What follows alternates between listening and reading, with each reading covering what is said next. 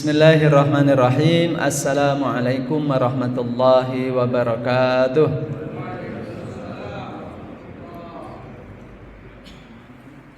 Alhamdulillahi rabbil alamin. Wabihi nasta'inu ala umurid dunya waddin. Wassalatu wassalamu ala ashrafil anbiya'i wal mursalin wa ala alihi wa ashabihi wa man tabi'ahum bi ihsan ila yaumiddin, amma ba'du. Rabbi shrah li sadri wa yassir li amri wahlul 'uqdatam min lisani yafqahu qawli. Jamaah salat subuh Masjid Raya Telaga Kahuripan, yang mudah-mudahan Allah Subhanahu wa taala senantiasa melimpahkan rahmatnya bagi kita semua. Amin ya rabbal alamin.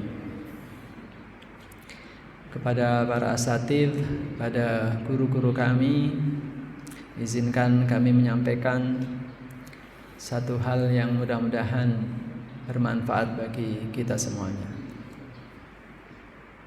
Salawat dan salam semoga tetap tercurah kepada Nabi Muhammad sallallahu alaihi wasallam, keluarga beliau, sahabat beliau, para tabi'in, para tabi'at tabi'in, dan seluruh umat Islam yang senantiasa berupaya meneladani beliau, dan mudah-mudahan kita termasuk di dalamnya. Amin ya rabbal alamin. Jamaah rahimanallah, kita sekarang masih berada di bulan Rabiul Awal. Sudah memasuki tanggal ke-17 ya, berarti hari ini. Kita gunakan momen ini juga untuk, kalau dalam teori ada yang namanya modeling. Modeling itu kita mencari patokan, mencari role model, mencari sosok yang bisa kita tiru, kemudian itu sebagai upaya untuk kita menjadi orang yang lebih baik. Jadi kita ingin berusaha untuk menjadi orang yang lebih baik. Lalu kita lihat siapa sosok yang bisa kita jadikan patokan, yang bisa kita tiru, kita bisa jadikan teladan. Lalu kita pelajari sejarahnya, kita pelajari sirahnya, kita lihat kalau orangnya masih hidup, kita lihat perilakunya, perkataannya, dan seterusnya dan seterusnya. Lalu kita coba mengikuti, memodel beliau dalam kehidupan sehari-hari. Nah, beliau Rasulullah sallallahu alaihi wasallam adalah sosok yang sempurna sebagai manusia yang sempurna, manusia terbaik di mata Allah Subhanahu wa taala. Maka sebagaimana dalam ayat Al-Qur'an, a'udzubillahi minasyaitonir rajim, laqad kana lakum fi rasulillahi uswatun hasanah. Maka kita meneladani beliau dalam kehidupan sehari-hari. Banyak sekali aspek, ya, banyak sekali aspek yang bisa kita pelajari, yang bisa kita tiru dan teladani dari sosok baginda Rasulullah sallallahu alaihi wasallam. Tentu dalam banyak kupasan dari para narasumber, para ustadz dan lain sebagainya, kita bisa mengambil pelajaran dan hikmahnya. Salah satunya adalah dalam hal ini kutipan sebuah hadis yang kisahnya tentu sudah sering kita dengar, bagaimana beliau melaksanakan sholat malam dalam keadaan beliau capek, dalam keadaan beliau kurang fit, kurang sehat, tapi tetap melaksanakan dan dalam kualitas yang luar biasa, ditunjukkan dengan sholat yang panjang sehingga kemudian kakinya bengkak-bengkak. Lalu Sayyidah Aisyah, istri beliau tercinta, kira-kira berkomunikasi gitu. Ya Rasulullah, mengapa Anda sampai sesungguh-sungguh ini gitu ya, sengotot ini dalam tanda kutip ya, dalam beribadah kepada Allah? Bukankah engkau sudah mendapatkan jaminan diampuni seluruh dosa-dosanya, apa yang sudah lampau dan yang akan datang?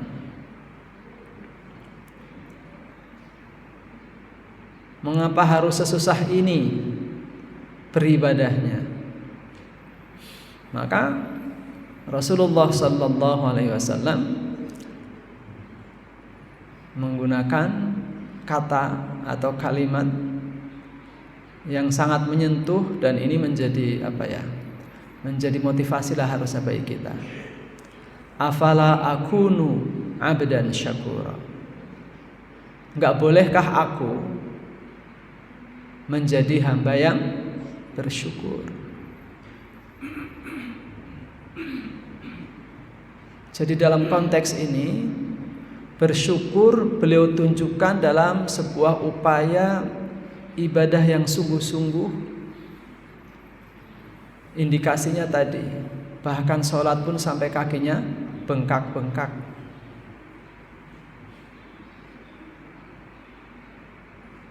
Tentu ini jauh bagi saya sendiri gitu ya. Makanya kita modeling beliau gitu. Beliau sampai segitunya.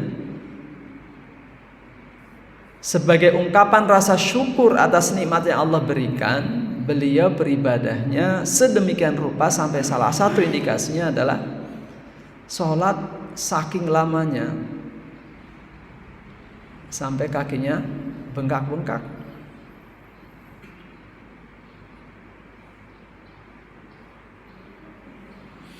Sholat terlama yang saya sendiri pernah ikuti, saya pernah sampaikan di beberapa forum ya.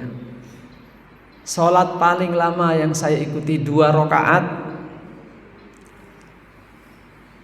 itu hampir 1 jam, 45 sekian, tapi ya kira-kira kurang lebih sejam lah.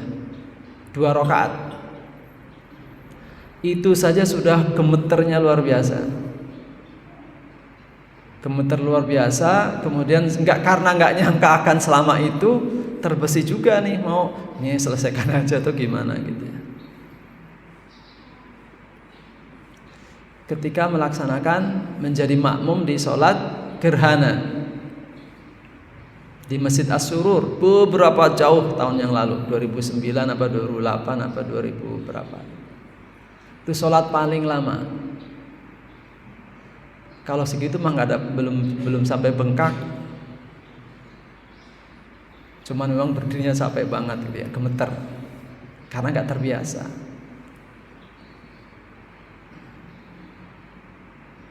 Maka bisalah kita kemudian ukur gitu ya. Kalau patokan rasa syukur itu ya, sholat sampai bengkak misalnya, maka ya sudah bisa kita ukur masing-masing rasa syukur kita itu sampai sejauh mana gitu ya. Tapi tentu karena tadi kita upaya modeling itu ya, kita harus berusaha sedikit demi sedikit, syai'an fa syai'an. Demikian dalam sebuah kutipan hadis Rasulullah juga ketika para sahabat, bagaimana supaya selalu menjadi hamba-hamba yang bersyukur, hamba-hamba yang taat kepada Allah. Syai'an fa syai'an, sedikit demi sedikit. Maka jamaah rahimanallah, saya ingin mencoba mengupas ini. Bersyukur secara objektif.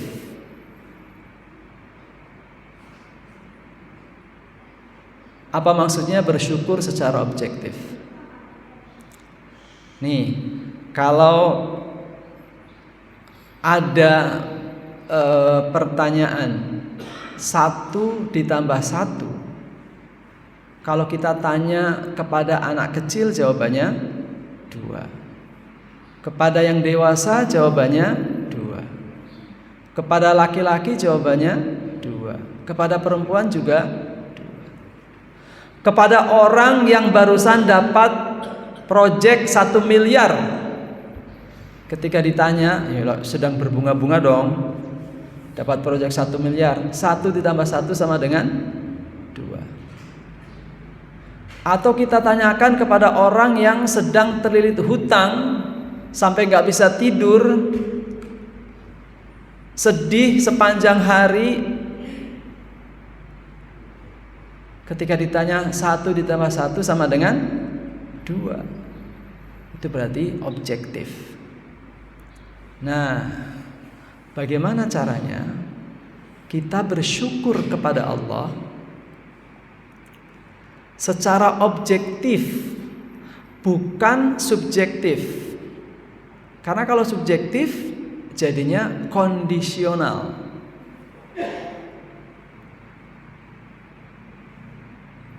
Kalau subjektif jadinya tergantung mood saya, tergantung suasana hati saya, tergantung perasaan saya. Bersyukurnya jadi kemudian kondisional.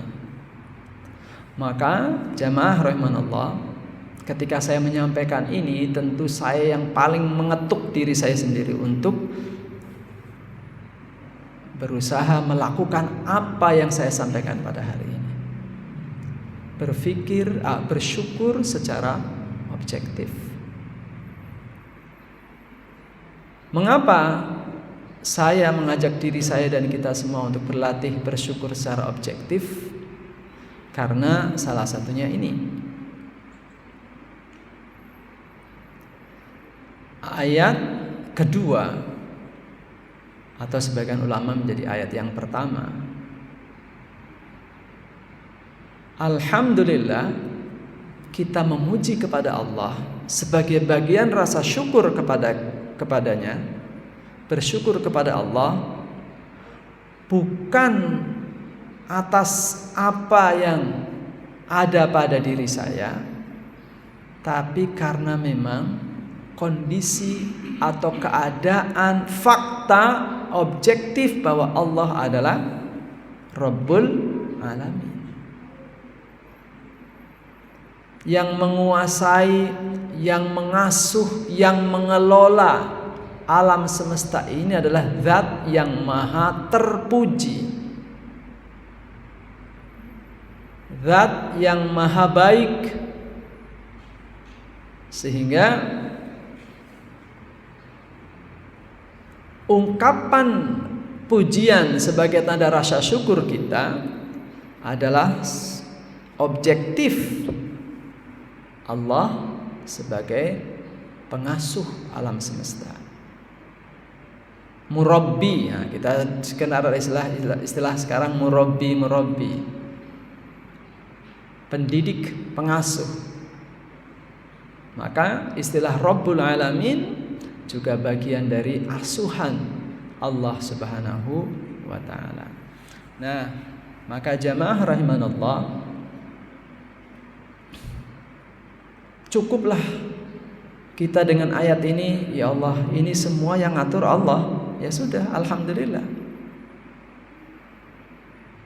Alhamdulillah.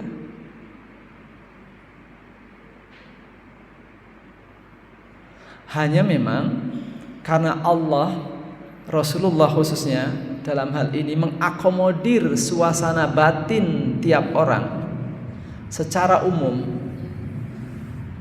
Ketika sedang senang bersyukurnya seperti apa, dan ketika sedih bersyukurnya seperti apa, maka kemudian ada ungkapannya memang.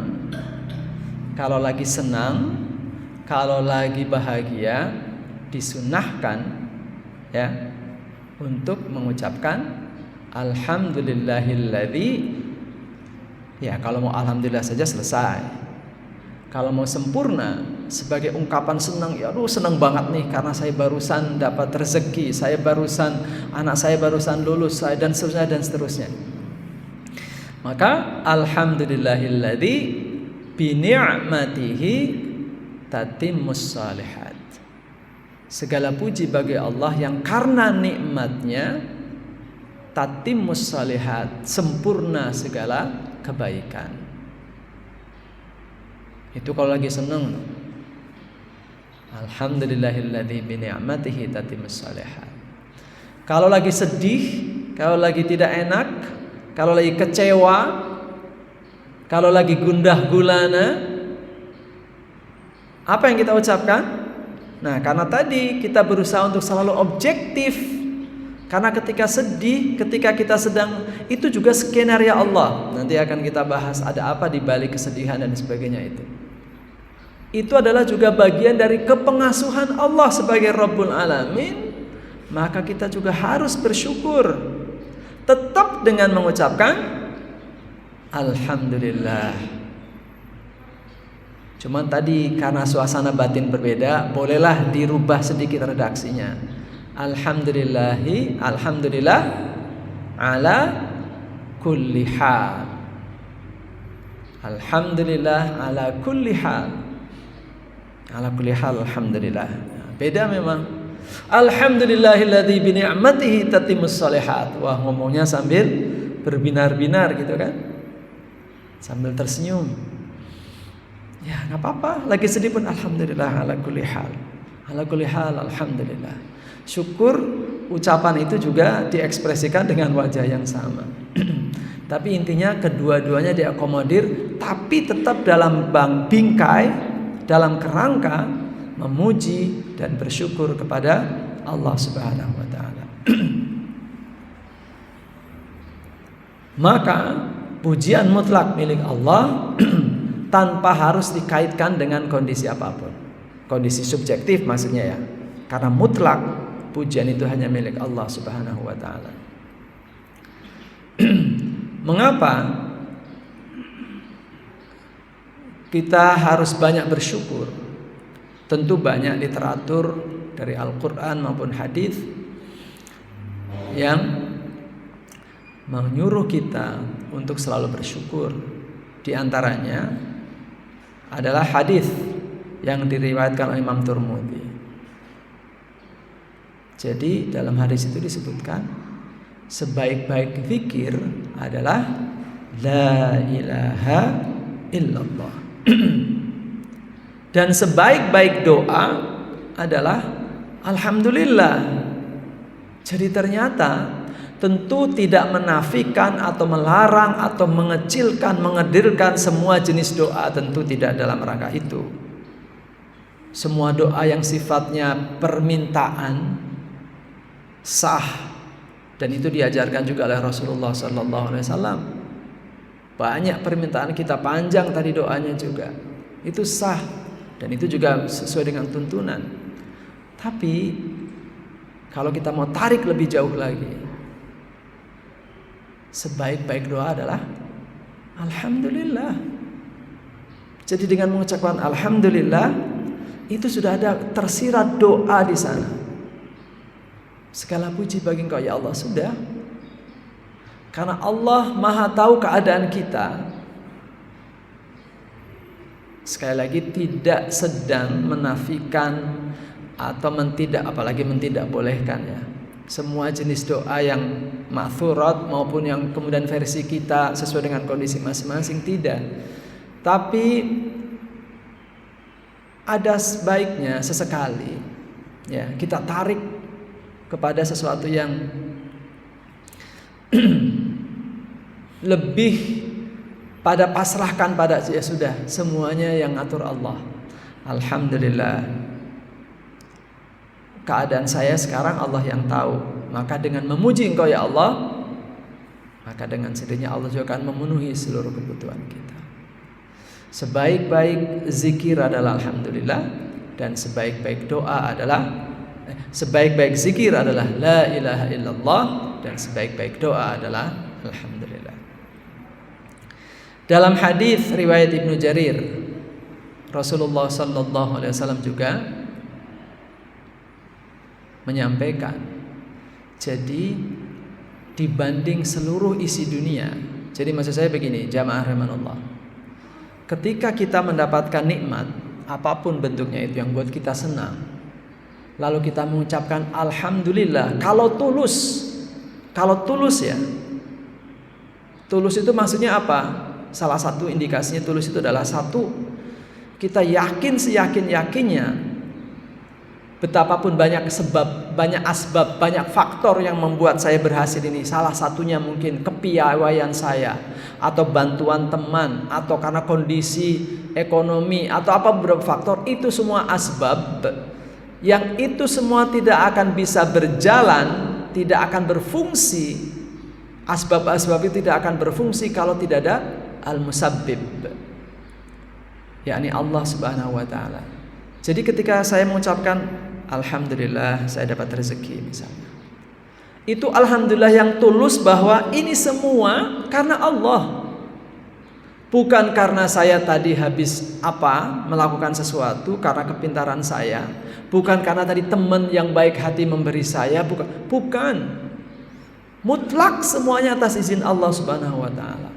Jadi ketika kita mengucapkan alhamdulillah itu dengan tulus ikhlas tadi, salah satu indikatornya tadi, maka itu lebih utama nilainya di mata Allah ketimbang dunia dan seisinya.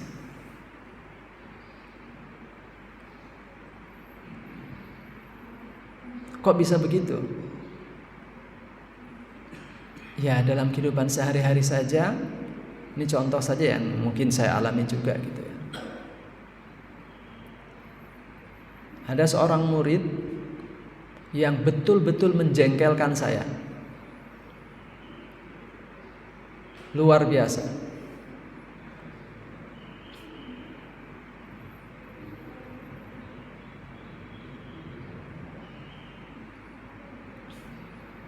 Lalu suatu saat, mungkin karena ada itikat baik, pengen minta maaf dan sebagainya, itu memberikan, bukan di sini ya, di tempat lain ya dulu. Kalau di sini nanti gratifikasi baca loh, jadi jangan ya. Karena pengen ada semacam rekonsiliasi atau apa, memberikan tuh, mungkin orang tuanya juga gitu ya, memberikan ya makanan ya apalah gitu. Dan jumlahnya atau misalnya kuantitasnya juga lumayan.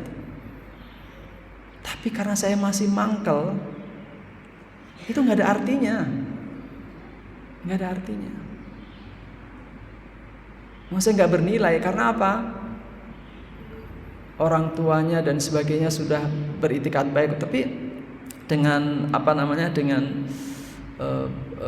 dengan ya tanda kutip itulah ya pemberian itu nggak ada artinya. Saya bayangkan ini adalah dunia dan seisinya, maksud saya gitu. Tapi ketika dengan tulus ikhlas, dengan tulus si anak tersebut menyadari kesalahannya, lalu datang sendiri dan meminta maaf. Jadi permintaan maaf yang tulus itu ternyata lebih membuat kita bahagia dan plong ketimbang semua pemberian yang diberikan. Maka itu sama ketika kita mengatakan alhamdulillah dengan tulus ikhlas kepada Allah, ini semua karenamu ya Allah. Gak ada itu faktor-faktor lain, itu semua gak akan bergerak kalau engkau yang menggerakkan misalnya gitu.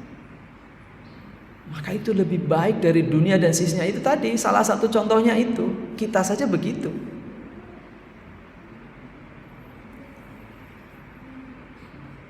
Dan hadis yang ketiga tadi ya, dalam hadis alhamdulillahilladzi bi ni'matihi tatimmus shalihat.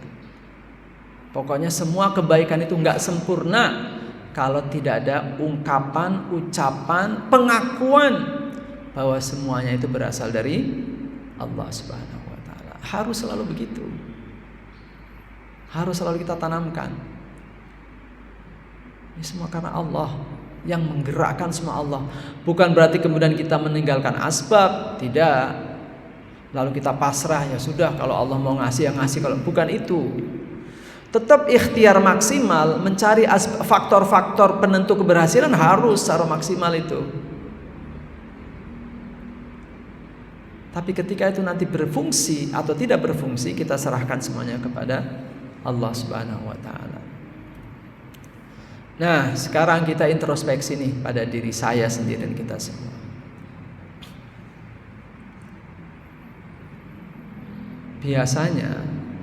Biasanya kalau kita mendapatkan kebaikan dari orang lain, pemberian atau apapun gitu ya, itu kita terima kasihnya sama orang itu setinggi langit. Kita pengen berikan kesan yang baik kepada orang itu.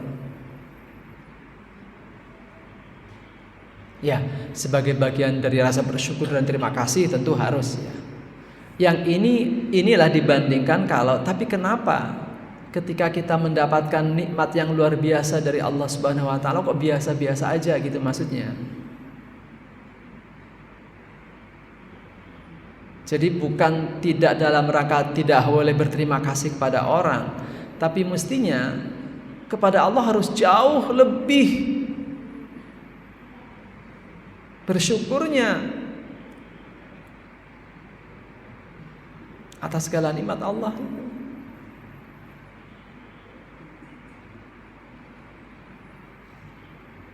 Saya pernah sampaikan di Al-Ikhlas kalau tidak salah gitu, salah satu postingan dari This Way. Nah, Dahlan Iskan. Beliau menyampaikan ketika terpaksa harus mengganti pembuluh darah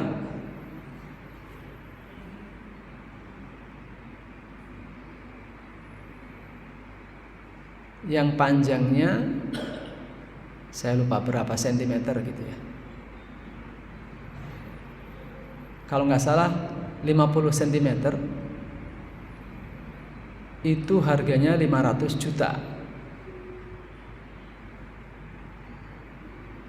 Yang kalau kemudian dihitung seluruh pembuluh darah dalam tubuh kita itu kalau dihargai itu hampir 200 triliun dari pembuluh darah saja. Kalau pembahasan tentang oksigen sudah pernah sering disampaikan. Jadi artinya begitu banyak nikmat yang Allah berikan.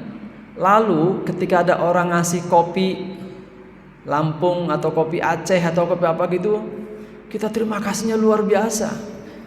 Tapi melupakan terima kasih kepada Allah Subhanahu wa taala. Alhamdulillah saya masih bernafas dengan baik. Alhamdulillah saya bisa melihat dengan baik. Itu harus terus disampaikan.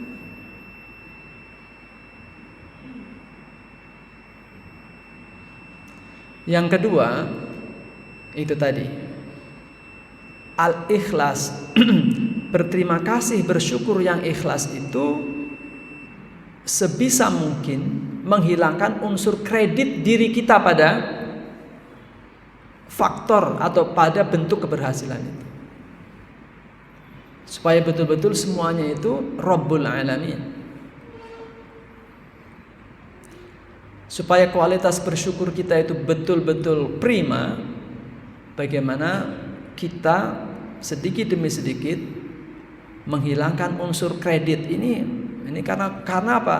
Kalau kita sudah terbiasa atau sudah sering atau memupuk rasa bahwa ini semua ada andil saya,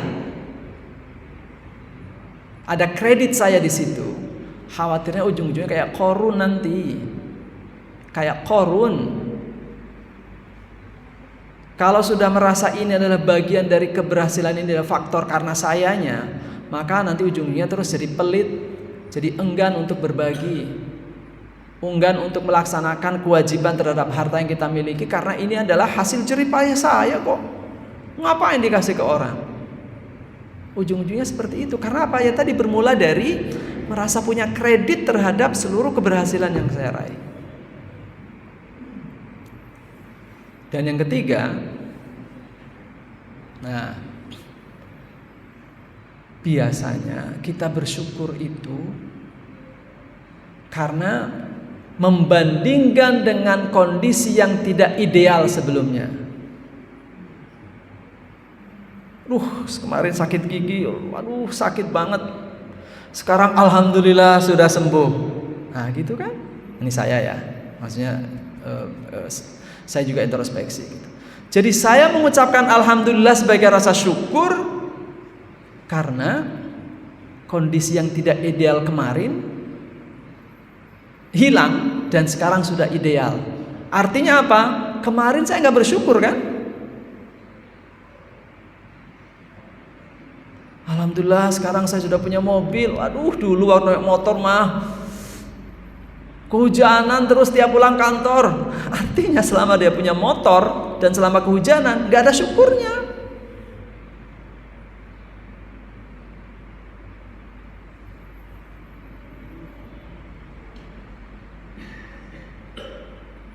Ini bersyukur yang kondisional. Nah, ini bagian dari introspeksi kita.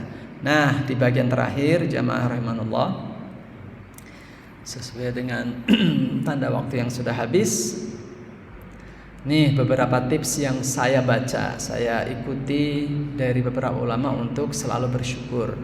Kalau bisa tadi ya, bersyukur yang objektif. Yang pertama, ini salah satu hikmah dalam kitab Al-Hikam Ibnu Athaillah As-Sakandari. Semakin sedikit yang membuat kita senang, maka akan semakin sedikit pula yang akan membuat kita sedih, yaitu otomatis. Ya. Kalau list kebahagiaan kita sedikit, maka otomatis list kesedihan juga akan sedikit. Kalau kita punya sekian banyak list, saya akan bahagia kalau 1 ini, 2 itu, 3 itu, 4, semakin banyak saya akan bahagia kalau punya mobil. Kalau sudah punya mobil saya bahagia.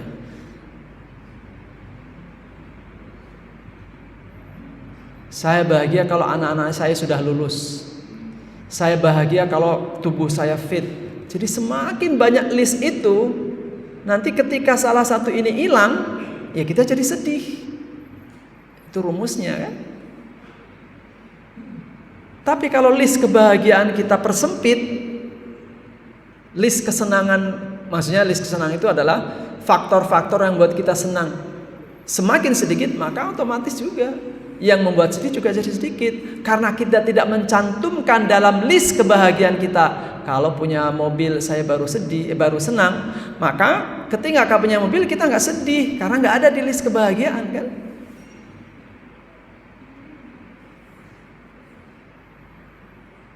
Nah, mengurangi list kebahagiaan, kesenangan, tentu juga memerlukan riyadhah.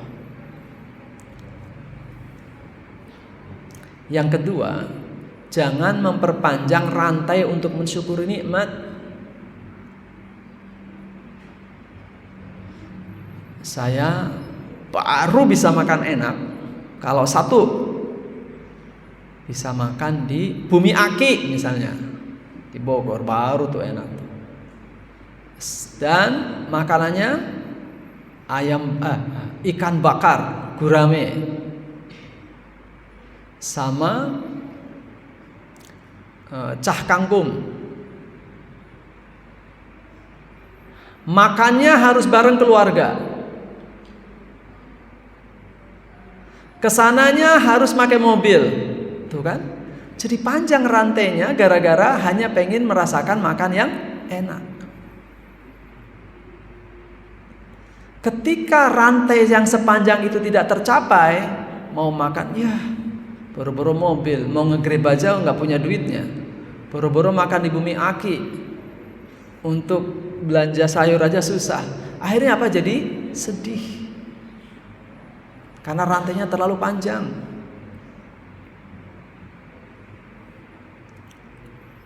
Yang ketiga, nah ini dia yang penting.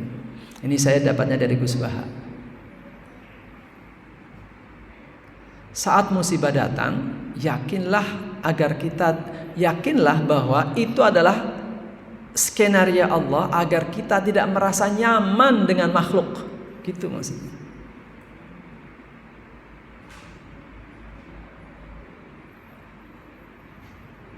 Jadi kita disuruh kembali ke Allah supaya ya Allah, kok bisa begini ya? Jadi artinya ketika kita sedih, Ketika kita kehilangan sesuatu, ketika kita tidak mendapatkan sesuatu, itu karena kecintaan kita pada makhluk sedang dicabut oleh Allah, supaya kita kemudian kembali kepadanya gitu.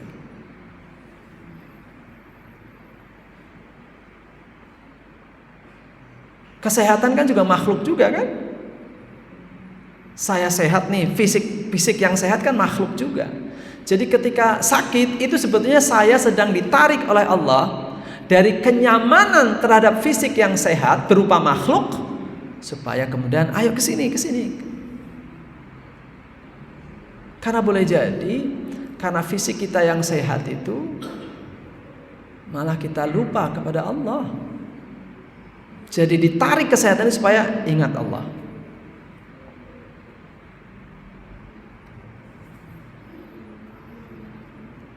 Nah, ini sudah lazim ya kalau begini ya. Kalau kita lagi susah, jangan ditambah kesusahan kita dengan melihat orang yang lebih baik dari kita gitu loh. Sudahlah kita susah, sudahlah kita sedih, lalu kita menambah kesedihan diri sendiri dengan, kenapa saya nggak seperti bapak itu ya? Kayaknya bapak itu kok hebat, enak banget kayak gitu. Jadi sudahlah kita sedih, terpuruk, tambah lagi karena kita membandingkan dengan yang lebih baik. Maka lihatlah kepada yang lebih susah dari kita.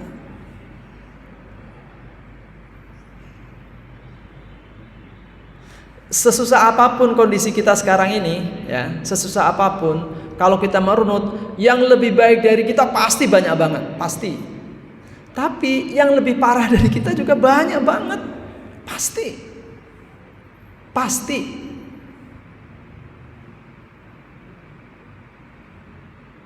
Kalau kita pernah nyumbang di platform entah amaljariyah.com atau bantutetangga.com atau Kitabisa dan seterusnya. Ya Allah, ternyata emang harus bersyukur gitu. Ada seorang anak yang berarti bukan anak lagi lah, sudah dewasa ya, 26 tahun tidak pakai baju. Perempuan tidak bisa pakai baju. Sampai dia minta sama orang tua, udahlah tolong udah mati, disuntik mati aja gitu. Saya udah nggak tahan. Bayangkan 26 tahun tidak bisa pakai baju. Kenapa? Ada penyakit kulit langka yang kalau dia pakai baju, kulitnya itu nempel di baju itu. Itu 26 tahun.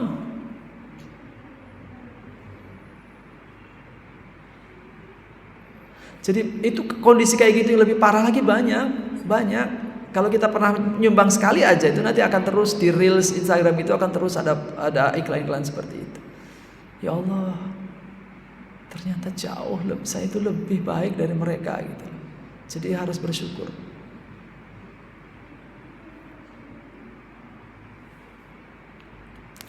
Dan yang terakhir, nah ini dia. Kan kalau kita tahu nih bahwa yang mengatur semuanya adalah Allah yang zat yang maha baik, nggak mungkin kan Allah itu zalim, nggak mungkin Allah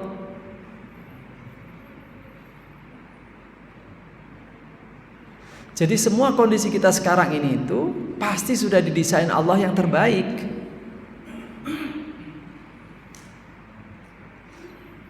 Betapapun tidak bisa kita dapatkan manfaatnya sekarang, nanti di akhirat,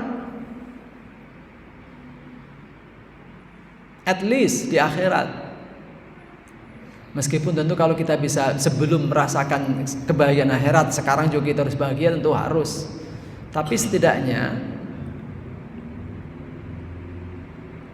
kalau kita sudah percaya pada Allah yang mengatur semua ini, ya udah bersyukur karena Allah zat yang maha sempurna.